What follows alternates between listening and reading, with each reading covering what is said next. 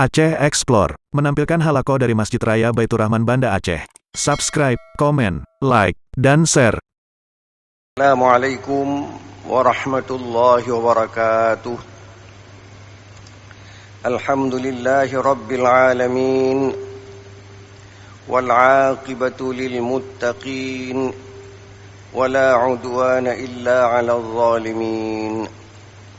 أشهد أن لا إله إلا الله رب العالمين وأشهد أن سيدنا محمدا سيد الأنبياء والمرسلين اللهم صل على سيدنا محمد وعلى آله وأصحابه أجمعين. Hadirin hadirat peserta halaqah maghrib, peserta halaqah subuh pada Masjid Raya Baitur Rahman Banda Aceh. Marilah kita panjatkan puji dan syukur kepada Allah Subhanahu wa taala yang masih memberikan nikmat-Nya kepada kita bersama.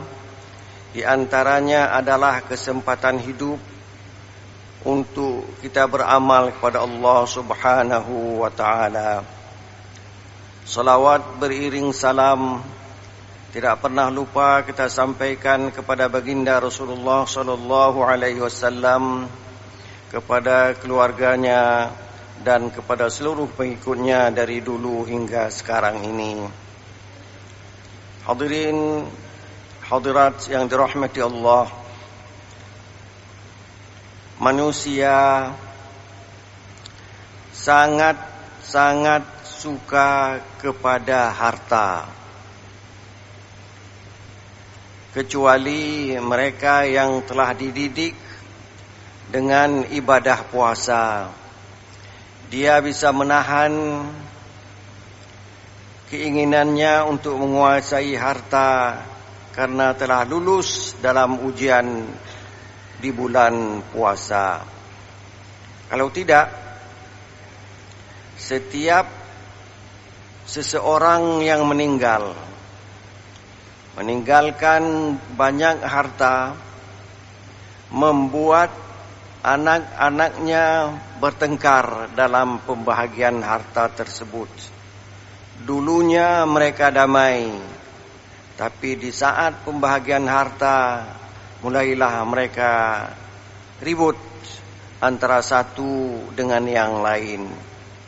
Untung kita berpuasa, kita dapat menahan diri untuk tidak makan makanan kita sendiri di siang hari bulan Ramadan, tidak minum minuman kita sendiri di siang hari bulan Ramadan, tidak berhubungan suami istri di siang hari bulan Ramadan. Kita dapat mengatur keinginan kita. Walaupun banyak orang, Allah berfirman, wa tuhibbunal mala hubban jamma. Kalian manusia suka sekali kepada harta. Demikian Allah menegaskan dalam Al-Quranul Karim. Bahkan dalam surat yang lain Allah berfirman, alladzi jama'a malan wa'addadah. Mereka mengumpulkan harta dan menghitung terus menerus. Kalau ada uang di bank, dia terus mengikuti apakah uang saya ini berkurang atau bertambah. Terus diikuti. Yahsabu annama lahu akhlada. Dia menduga harta itu membuat dia lebih panjang hidup di dunia ini. Sebab kalau ada penyakit, orang yang punya harta bisa berobat kemana-mana. Seolah-olah obat itu dapat memperpanjang umur seseorang. Kejadiannya tidak. Walaupun kemana saja dia berobat, pasti dia akan menemukan ajalnya. Berapa banyak dalam sejarah kita baca orang-orang yang hartanya banyak seperti Qarun dan lain-lain, Fir'aun banyak hartanya, tapi toh dia dipanggil oleh Allah Subhanahu wa taala pulang ke akhirat. Kemudian ada orang yang berbangga-bangga dengan harta. Wa tafakhurum bainakum wa takasurum fil amwali wal aulad. Mereka berbangga-bangga dan ingin lebih banyak punya harta dan punya anak. Dia ingin hartanya terus bertambah. Dari hari ke hari hartanya tidak mau berkurang. Walaupun dia sudah menjadi orang kaya besar, miliarder, tapi tetap dia menghitung hartanya. Inilah sifat dasar manusia, kecuali orang yang berkuasa. Lantas dia sangat memperhitungkan harta itu untuk dinafkahkan kepada orang lain. ولا يحسبن الذين يبخلون بما آتاهم الله من فضله هو خير لهم بل هو شر لهم. Janganlah orang-orang yang bakhil, tidak mau mengeluarkan harta, menyangka bahwa dia kikir atau sifat kikir itu khairul lahum, lebih baik untuk mereka. Huwa khairal lahum, dia lebih baik untuk mereka. Sifat kikir membuat kita lebih baik menurut anggapan mereka. Al-Quran mengatakan bal huwa syarrul lahum. Sebaliknya Al-Quran mengatakan itu berbahaya. Kalau kita tidak pernah menolong orang lain di saat kita mendapat bencana, tidak ada orang yang akan menghiraukan kita. Itulah keburukan kepada orang yang bakhil. Kita tidak bakhil karena kita sudah lulus dalam ujian Ramadan. Dalam sebuah hadis Rasulullah bersabda, yaqulu ibnu Adam, nanti anak Adam, cucu Adam berkata, mali, mali.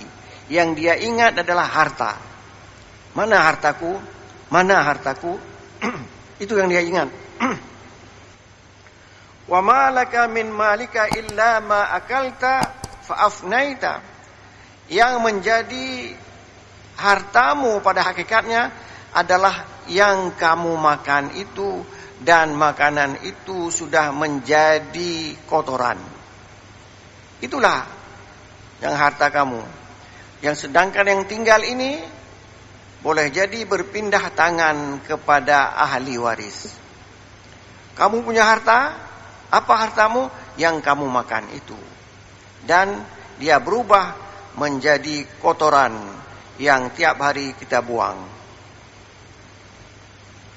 Au labista fa ablaita, atau yang kamu pakai, kemudian pakaian itu kusut, pakaian itu hancur, itulah pakaianmu. Sementara pakaian yang kita tinggal di dalam lemari, boleh jadi kita pakai, boleh jadi dia tertinggal, tidak ada orang lain yang pakai ketika kita meninggal. Au tasaddaqta fa amdaita, atau kamu sedekahkan, itulah yang tinggal bersamamu. Jadi orang bakhil itu tidak baik menurut Al-Quran. Orang yang bersedekah itulah orang yang baik menurut Al-Quranul Karim. Bahkan dalam hadis yang lain Rasulullah bersabda, man asbaha minkum aminan fi sirbihi, siapa yang setiap pagi dia merasa aman, senang, tidak ada penyakit apa-apa, dia bangun sehat, kakinya sehat, matanya sehat, tangannya sehat, tubuhnya sehat, indahu qutu yaumihi, dia punya makanan untuk hari itu. Nasi cukup, ikan cukup, pakaian cukup. Faka'annama huyizat lahud dunya bihadzafiriha. Seolah-olah orang itu telah diberikan nikmat oleh Allah seperti dunia dan segala isinya. Itulah kebaikan. Begitu kita bangun, kita sehat. Kita bisa bangun, bukan stroke. Kita punya harta untuk kita makan. Tidak perlu kita minta-minta pada orang lain. Itulah seseorang yang senang dan paling kaya di dunia ini menurut hadis Rasulullah sallallahu alaihi wasallam. Jadi harta itu bukanlah segala-galanya. Dia perlu, kalau tidak ada harta kita tidak bisa hidup. Dan bukanlah segala-galanya. Itu sebagai pengantar kita untuk bahagia di dunia. Kita sehat, badan sehat, tidak perlu ke dokter. Kita punya harta untuk kita makan. Itulah kebahagiaan seseorang. Dan kita ini selalu diuji oleh Allah Subhanahu wa ta'ala. Ujiannya dengan harta, dengan kekuasaan, dengan kewenangan. Itu ujian. Tapi ada orang yang mengatakan, Allah telah membahagiakan saya, telah memuliakan saya, fa'akraman. Saya dimuliakan oleh Allah Subhanahu wa ta'ala. Kenapa? Banyak harta, punya kekuasaan, punya istri yang cantik dan sebagainya. Sementara yang satu lagi, hartanya tidak ada, kewenangannya tidak ada, dan seterusnya, seolah-olah dia fa'ahanan, Allah membuat aku hina. Kalla, tidak. Orang yang banyak harta dicoba dengan hartanya. Orang yang tidak punya harta dicoba dengan kemiskinannya. Maka seorang muslim, dia hidup dengan dua sayap. Kalau dikasih harta, dia bersyukur. Dia memberikan harta itu untuk sesuatu yang disuruh oleh Allah Subhanahu wa ta'ala. Kalau dia miskin, maka dia sabar. Jadi kita hidup dengan dua sayap. Sayap pertama syukur, di saat kita punya harta. Dan di saat kita tidak punya harta, kita sabar. Kita tetap hidup di bawah naungan Allah Subhanahu wa ta'ala. Inilah yang dapat saya sampaikan. Mudah-mudahan ada faedahnya untuk saya dan hadirin para pendengar. Wabillahi taufiq wal hidayah. Wassalamualaikum warahmatullahi wabarakatuh.